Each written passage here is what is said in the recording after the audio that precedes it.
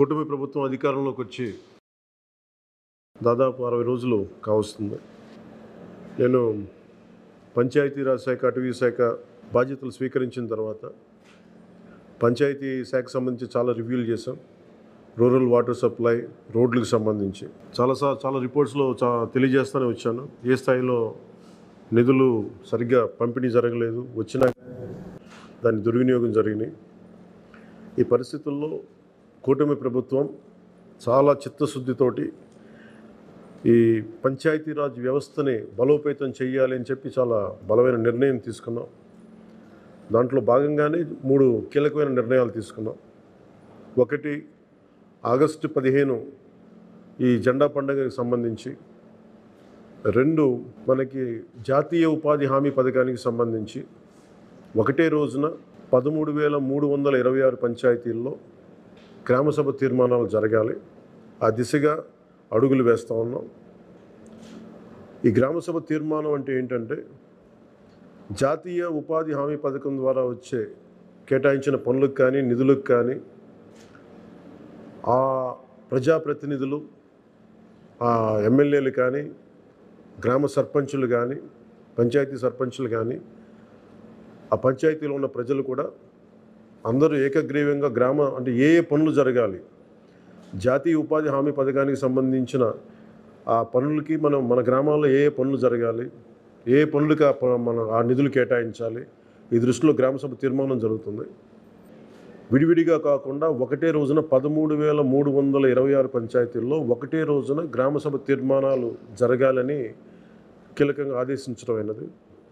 ఆ విధంగా ముందు ఒకటి చేస్తూ ఉన్నాం. రెండవది, జల్ జీవన్ మిషన్. అంటే ప్రతి ఇంటికి కుళాయి అనేది ప్రధానమంత్రి గారి ఆకాంక్ష, ఆశయం. ఏ ప్రభుత్వం కనీసం మానవ హక్కు ఇది. అలాంటి జల్ జీవన్ మిషన్కి సంబంధించి గత 5 సంవత్సరాలుగా ఎక్కడ కూడా సంతృప్తికరంగా గత ప్రభుత్వం చేయలేదు. రాష్ట్రంలో గ్రామీణ తాగునీటి సరఫరా ఇది అసలు ఏ స్థాయిలో ఉంది? ఉదాహరణకి జల్ జీవన్ మిషన్ కింద ఒక దాదాపు 27,000 కోట్లు ఖర్చు చేయాల్సి వస్తే గత ప్రభుత్వం 4,000 కోట్లే ఖర్చు చేస్తుంది. ఆ 4,000 కోట్లు ఖర్చు కూడా పెట్టిన విధానం ఏ స్థాయిలో ఉంది? నిజంగా నీటి సరఫరా అవుతుందా? ఉదాహరణకి చాలామంది ఎమ్మెల్యేలు అందరూ కూడా నా దృష్టికి తీసుకొచ్చిందా కూడా, నాకు వాళ్ళు ఇచ్చే ఈ పిటిషన్స్ కానీ ఇవన్నీ కూడా ఏం తెలియజేస్తున్నాయంటే, పంచాయతీల్లో కానీ గ్రామాల్లో కానీ జేజే మిషన్ కింద పైప్ లైన్లు వేశారు, కానీ దానికి ఆ నీటి సరఫరా ఉండే ఇది లేదు, దానికి వాటర్ సోర్స్ లేకుండా పైప్ వేసి వెళ్ళిపోయారు. అంటే దీని వెనక ఏమనిపించిందో, నిజంగా ఏదైనా వీళ్ళు డబ్బులు చేసుకోవడానికి పైప్ లైన్లు వేసి వదిలేశారన్నది ఆలోచన వచ్చి దాని మీద ఏం ఆదేశించాం పంచాయతీరాజ్ శాఖ ఉన్నతాధికారులందరినీ ఏంటంటే, అసలు రాష్ట్రంలో గ్రామీణ తాగునీటి సరఫరా పరిస్థితి ఎలా ఉంది, ఎన్ని గ్రామాలకి పైప్ లైన్స్ బాగున్నాయి, నీటి సరఫరా స్థాయి ఎలా ఉంది, రోజుకి ఎన్ని లీటర్లు నీళ్ళు వస్తున్నాయి, అలాగే ప్రస్తుత పరిస్థితి తెలుసుకోవడానికి దాదాపు ఒక 12 అంశాల మీద మేము సర్వే చేయమని ఆదేశించాం. దీన్ని పల్స్ సర్వేగా మీ దృష్టికి తీసుకొస్తున్నాం. ఇది పల్స్ సర్వే చేపడుతున్నాం. దీంట్లో వచ్చిన డేటా ఆధారంగా జల్ జీవన్ మిషన్ని కూటమి ప్రభుత్వ ఆధ్వర్యంలో అత్యంత పకడ్బందీగా ప్రణాళిక రచన చేయడానికి ఈ సర్వే నిర్వహిస్తున్నాం. ఒకసారి ఈ డేటా పాయింట్స్ అన్నీ రాగానే ఏ పంచాయతీల్లో నీళ్ళు వస్తున్నాయి, ఏ పంచాయతీల్లో పైప్ లైన్లు డ్యామేజ్ అయినాయి, అసలు గత ప్రభుత్వం చేసిన 4,000 కోట్ల రూపాయల ఖర్చు నిజంగా ఆ ఉద్దేశింప పనులకి జరిగిందా లేదా, వీటన్నిటిని కూడా ఈ పల్స్ సర్వేలు మనకి తెలిసి వస్తాయి. దీని సమూలంగా ప్రజలందరికీ సమీప భవిష్యత్తులో తెలియజేస్తాను. అలాగే గ్రామ పంచాయతీలు, పంచాయతీరాజ్ వ్యవస్థ బలోపేతం కావాలంటే సర్పంచ్ వ్యవస్థ చాలా కీలకమైంది. గత ప్రభుత్వం పంచాయతీ ఎన్నికలు సరిగ్గా నిర్వహించలేకపోవడం వల్ల మనకు నిధులు రాలేకపోయినాయి. చాలాసార్లు మేము అధికారంలోకి రాకముందు పంచాయతీ మనకి సర్పంచ్లందరూ మా దృష్టికి తీసుకొచ్చింది ఏంటంటే, కనీసం మాకు బ్లీచింగ్ పౌడర్ కూడా మాకు కొనుక్కునే డబ్బులు లేవు మా దగ్గర. వాళ్ళ అకౌంట్లో పడ్డా కానీ డబ్బులు ఈ ప్రభుత్వం ఈ డిస్కౌంట్స్కి అని చెప్పి డబ్బులు తీసేసుకున్నారు. సో పంచాయతీల నిర్వహణకి ఎన్నికలు జరిగినాయి, కానీ పంచాయతీల నిర్వహణకి సంబంధించి ఏ విధంగా వారికి సరైన ఆర్థిక పరిపుష్టి జరగలేదు నిధులు పడ్డాక. నిధుల దుర్వినియోగం జరిగింది, అది మీ అందరికీ తెలిసిందే. దానికి మరింత వివరంగా ఎప్పటికప్పుడు తెలియజేస్తాం. సో ముఖ్యంగా పంచాయతీరాజ్ వ్యవస్థని, సర్పంచ్ వ్యవస్థని బలోపేతం చేయాలన్నదే మా కూటమి ప్రభుత్వం తాలూకు ఆశయం, ఆకాంక్ష. దాంట్లో భాగంగా ఇప్పటిదాకా గత 30 సంవత్సరాలుగా, గత 1990 నుంచి ఇప్పటిదాకా ఎప్పుడు మన 15 ఆగస్టు పండగ జరపడానికి ఇప్పటిదాకా నిధులు ఎప్పుడు సమకూర్చలేదు. చాలా నామకే వాస్తే నామమాత్రంగా ప్రతి పంచాయతీకి, చిన్న పెద్ద పంచాయతీలకి 100 రూపాయలు, చిన్న పంచాయతీలకి, పెద్ద పంచాయతీలకి 250 రూపాయలు చొప్పున ఇచ్చేవారు. ఒకవైపేమో గాంధీ గారి కలల కన్నా పల్లెలు పట్టుకొమ్మలు అంటూ ఉంటాం, గ్రామీణ స్వరాజ్యం అని మాట్లాడతాం. కానీ ఎన్నికల్లో నిలబడ్డ పంచాయతీ సర్పంచ్కి మటుకు జెండా పండుగ నిర్వహించాలంటే వాళ్ళకి ఇచ్చే డబ్బులు 100 రూపాయలు, 250 రూపాయలు. ఈ రివ్యూ మీటింగ్స్లో మాకు తేలింది ఏంటంటే 100 రూపాయలకి, 250 రూపాయలకి 13,326 పంచాయతీల్లో ఏం చేయగలరు? మేము ఒకటే ఆదేశించాను, రాగానే చాలా ఘనంగా జరుపుకోవాలి. గాంధీ గారి ఈ గ్రామ స్వరాజ్యాన్ని నిజంగా మనం ముందుకు తీసుకెళ్లాలంటే ఆ స్టేట్మెంట్ చాలా బలంగా ఇవ్వాలి. 1994లో ఇచ్చిన జీవో 100 రూపాయలు, 250 రూపాయలు, ఒకటి స్వాతంత్ర దినోత్సవానికి, 2 గణతంత్ర దినోత్సవానికి, వాటిని పెంపొందించేలాగా, వాటిని పెంచేలాగా ఒక కీలకమైన నిర్ణయం తీసుకుంది ఈ కూటమి ప్రభుత్వం. ప్రతి ఒక్క పంచాయతీలో సర్పంచులు తలెత్తుకొని సగౌరవంగా జెండా వందనం చేసేలాగా రాష్ట్రంలోని ఎన్డీఏ ప్రభుత్వం నిర్ణయం తీసుకుంది. ఆగస్టు 15న స్వాతంత్ర దినోత్సవ వేడుకల నిర్వహణకు నిధులు కొరత లేకుండా చేశాం. చిన్న పంచాయతీలకి 10,000 రూపాయలు, మేజర్ పంచాయతీలకి 25,000 రూపాయల చొప్పున నిధులు సమకూరుస్తున్నాం. దానికోసమని జీవోను కూడా రిలీజ్ చేశాం.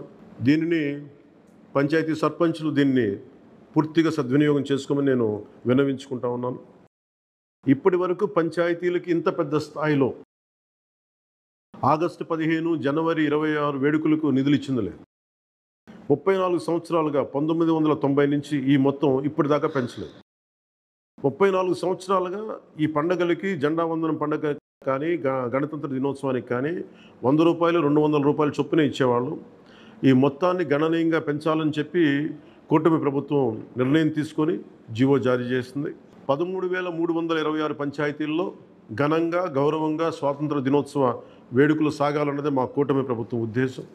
ఇప్పటి వరకు సర్పంచులు అతి స్వల్ప మొత్తాలతో వేడుకలను ఘనంగా చేయలేకపోయేవాళ్ళు. ఈ విషయం నా దృష్టికి వచ్చింది రివ్యూస్లో. దీనిపైన ఉన్నతాధికారులతో మాట్లాడి ఏ దశలోనూ ప్రజలు ఎన్నుకున్న సర్పంచుల ఆత్మగౌరవం తగ్గకుండా దేశంలో పవిత్రమైన 15 ఆగస్టు గణతంత్ర వేడుకలు గర్వంగా చేసుకునేలాగా, సగర్వంగా చేసుకునేలా చర్యలు తీసుకొని చాలా స్పష్టంగా ఆదేశాలు ఇచ్చారు. ఆ దిశగానే నిర్ణయం చేశాం. 5,000 లోపు ఉన్న జనాభా ఉన్న గ్రామాలకి 10,000 రూపాయలు, 5,000 పైబడ్డ జనాభా ఉన్న గ్రామాలకి 25,000 రూపాయల చొప్పున నిధులు అందిస్తాం. గాంధీ మహాత్ములు కలలుగన్న గ్రామ స్వరాజ్యం సిద్ధించాలన్నదే మా కూటమి ప్రభుత్వం తాలూకు తపన, ఆకాంక్ష. అందులో భాగంగానే పంచాయతీలకి తీర్చిదిద్దే ప్రక్రియకు శ్రీకారం చుట్టాం. ఈ ఆగస్టు 15 నుంచి పారిశుద్ధ నిర్వహణ, రక్షిత తాగునీటి సరఫరా, మౌలిక వసతులతో కల్పనతో గ్రామాలు సర్వతోముఖాభివృద్ధి దిశగా అడుగులు వేస్తున్నాం. గౌరవ సర్పంచులందరికీ నా విజ్ఞాపన, ప్రభుత్వం నుంచి విన్నపం, ఆగస్టు 15 నాటి వేడుకల్లో అందరి భాగస్వామ్యం ఉండాలి. పంచాయతీ పరిధిలోని పాఠశాలల్లో వ్యాసరచన, క్విజ్, డిబేట్ పోటీలు, క్రీడా పోటీలు నిర్వహించాలని కోరుకుంటా ఉన్నాం. ఉపాధ్యాయులు భాగస్వామ్యంతో వీటిని నిర్వహించాలని కూడా ఆదేశాలు ఇచ్చాం. గ్రామంలో స్వాతంత్ర సమరయోధులు, రక్షణ రంగంలో పనిచేసిన వారు, ముఖ్యంగా పారిశుద్ధ్య కార్మికులకు సత్కారాలు చేయాలి. గౌరవ ప్రధానమంత్రి గారు ఇప్పుడు కూడా పారిశుద్ధ్య కార్మికులకి ఏ స్థాయిలో గౌరవించారో అందరికీ తెలిసిందే. రాష్ట్ర ఎన్డీఏ ప్రభుత్వం కూడా ఆ దిశలోనే గౌరవ ముఖ్యమంత్రి శ్రీ నారా చంద్రబాబు గారి ఆధ్వర్యంలో పారిశుద్ధ్య కార్మికులకు అదే గౌరవం ఇవ్వడం జరుగుతుంది. సో ఈ విధంగా మేమందరం బలంగా, చాలా కీలకంగా పనిచేస్తూ ముందుకెళ్తున్నాం. దీని అందరికీ ప్రజలందరూ ఆశీస్సులు కావాలి. సర్పంచుల్ని, సర్పంచ్ వ్యవస్థని, పంచాయతీరాజ్ వ్యవస్థని బలోపేతం చేసే విధంగా ఈ ప్రభుత్వం ఉంటుందని మీ అందరికీ తెలియజేసుకుంటూ, ఒకే ఒక విన్నపం, ఇది పర్యావరణానికి పరిమితులకు లోబడి పర్యావరణ పరిరక్షించేలా ఈ పండుగ ఉండాలి. ప్లాస్టిక్ వాడటం కంటే కూడా జెండాలకి ఆల్టర్నేట్గా మన ముఖ్యంగా మన చేనేత జెండాలు ఏదైనా వాడండి. అలాగే ఇప్పుడు నేను పెట్టుకుంది కూడా పర్యావరణానికి హాని కలిగించింది ఇది. దీంట్లో సీడ్ ఉంటుంది, దీంట్లో ప్లాంట్ అని చెప్పి ఒక సంస్థ ఏదో ఉంది, వాళ్ళు ఇచ్చింది. మేము ఈ స్థాయిలో మీకు దొరికినంత దాంట్లో పర్యావరణాన్ని పరిరక్షించేలాగా ప్లాస్టిక్, మన జెండా పండుగ అని చెప్పి ప్లాస్టిక్ అంతా రోడ్ల మీద పడేస్తాం. అలా కాకుండా చాలా బాధ్యత తొందరగా జరుపుకోవాలి అని తెలియజేసుకుంటూ సెలవు తీసుకున్నాను. జై హింద్. మరిన్ని వీడియోస్ కోసం ఛానల్ ని సబ్స్క్రైబ్ చేయండి. లేటెస్ట్ అప్డేట్స్ కోసం వాట్సాప్ ఛానల్ ని ఫాలో చేయండి. అండ్ లింక్ డిస్క్రిప్షన్ లో ఉంది.